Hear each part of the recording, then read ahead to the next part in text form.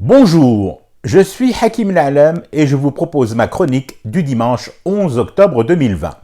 Elle s'intitule « Dorénavant présent et par décret, les bergers ne seront plus allemands ». Je reste sur cette histoire de bergers allemands et de dresseurs fournis à l'œil par l'ex-DGSN selon les déclarations de Madame Maya au juge. Non pas qu'en l'état actuel j'attende une révolution judiciaire.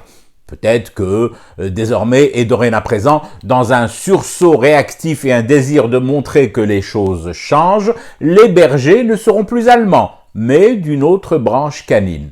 Nous aurons alors un peu avancé en sciences vétérinaires et en philosophie du pédigré.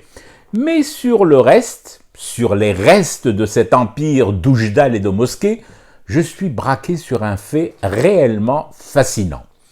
Pourquoi les chiens, les dresseurs et les villas coffres-forts ne surgissent qu'une fois la pièce se jouant en son dernier acte et une autre déjà commencée?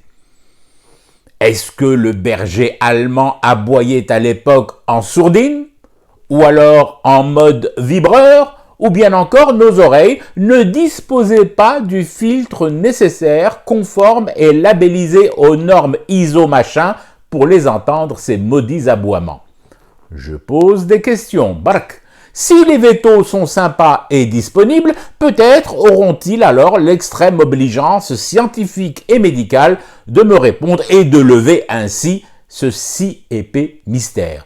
Il y a des moments où les bergers allemands vivent en paix leur vie de chien de luxe à Moretti, et d'autres où on les embarque à la fourrière municipale, les laissant seuls dans le désarroi de cages froides et sales, où ils pleureront leur race de voir que dans ces affaires-là, finalement, ceux qui paient le prix fort, ce sont les dresseurs de chiens, jamais les gros importateurs de laisse et de muselières. Je fume du thé et je reste éveillé. Le cauchemar continue. C'était Hakim La'Alem. Je vous retrouve demain, toujours aussi amoureux de la vie et protégeant cet amour grâce aux gestes barrières et aux règles de distanciation sociale.